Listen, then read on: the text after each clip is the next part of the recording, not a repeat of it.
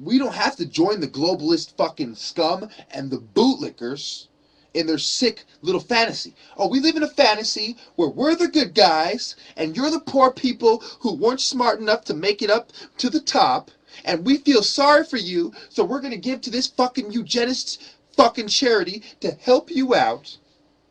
Oh, what? You don't like our Red Cross?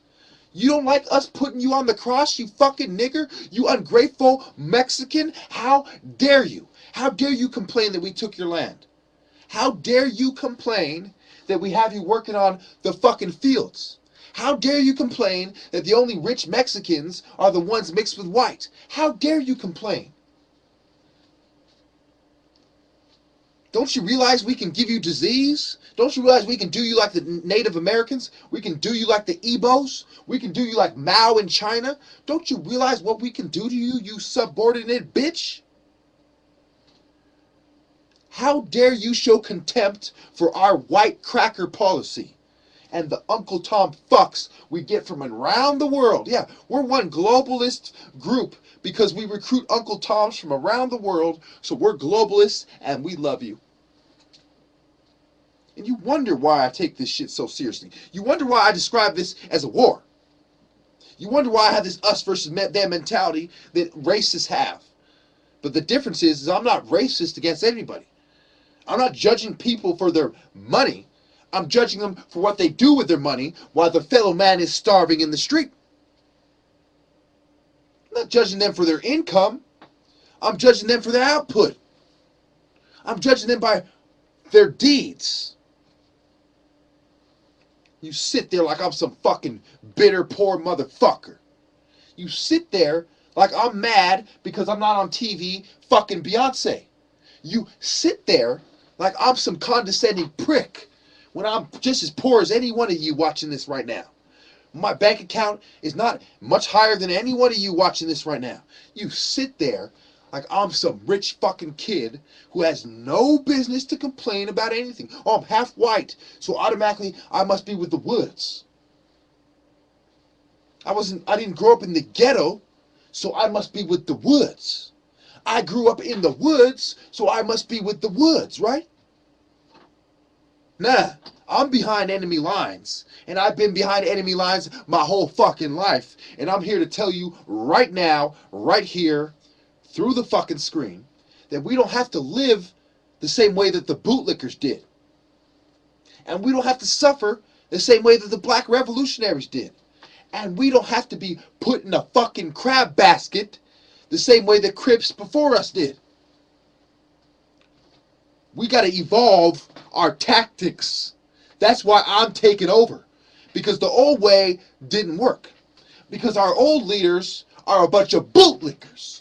And yeah, I know they're going to put a hit out on me for saying that. But the Crip car is run by a bunch of bootlickers who Uncle Sam has in his pocket. And I'm here to say, fuck that shit. We're not going to be bootlicking to the Mexican mafia on my watch. We're not going to be bootlicking to a bunch of peckerwoods who are fucking our women, even if they're prison guards, on my fucking watch. And we sure as hell ain't going to be bootlicking to Leper and fucking Lesser on Heru's fucking watch. Rahor Ketty has inspired me to tell you what the business is. You want to know what 2012, what's in store for the Deuce? What's in store for the Six? And when we put them together in 2012, you want to tell me the meaning behind King David and King Solomon and King Hoover and King Satan?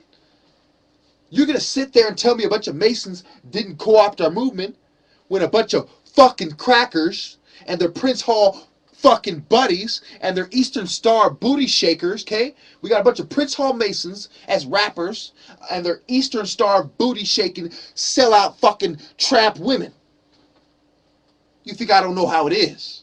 I've dated an Eastern Star myself. I know how the fuck it is. I know that they're sent by their think tanks, they're sent by their hierarchy to embody their principles and to spread them like fucking the disciples of Jesus. Except for they're the disciples of Satan. That's why some of the gangs are called Satan Disciple. Gangster Disciple. What are they talking about, Gangster Disciple? They're not talking about the black gangsters, pal. They're talking about Al Capone and Lucky Cracker Luciano. Excuse my fucking French. Who was Comte? Why did they coin psychology in 1549? Okay? The same time they're invading America, they're coining the terms sociology and psychology. Excuse me, psychology. They coined sociology later, but sociology always was there. It goes back to Ibn in 1500 as well. So when Ibn is doing his thing with sociology, and Comte and the people who coined psychology are doing their thing with psychology, Comte came later. Actually, Comte refined psychology. That's why you got Compton. Okay? They added the P, computer, to Comte. It has to do with you're controlling your mind, your psyche. Carl Jung, psychology. Now, around the time they came in the Native American Wars, later on in 1848, you had the Treaty of Hidalgo. Okay? Right around the time when the blacks were trying to separate themselves, it was 1649. Okay? This is 100 years afterward. 1549, 1649, 1549, 1520. Willie Lynch letters. West Indies. Do the math. Psychology. 1549. France. Comte. The French Indian Wars. The same fucking assholes who developed psychology started the fucking psych war in America. The same cocksuckers who developed psychiatry started the eugenics war in Germany. What don't you get? Galton, Sanger, Canfield, Tallman, Rudin, Fisher. What don't you get? Himmler, Goebbels. What the fuck don't you get? What more do I have to say? I'm sick of you cocksuckers sitting there, you know what I'm saying? Just because I'm talking doesn't mean you gotta listen. Just because I'm telling you the truth don't mean you're gonna take action. I know that. But what the fuck is gonna make it so that you do take action? It's our attitudes, our beliefs, our behaviors that are getting in our fucking way. And I'm your spiritual military fucking leader, just like in fucking Thebes. And you damn right, Edfu does not bow down to Rome. Edfu does not bow down to Greece. Nekin does not bow down to the seal of Rome. To the Nazi fucking version. No.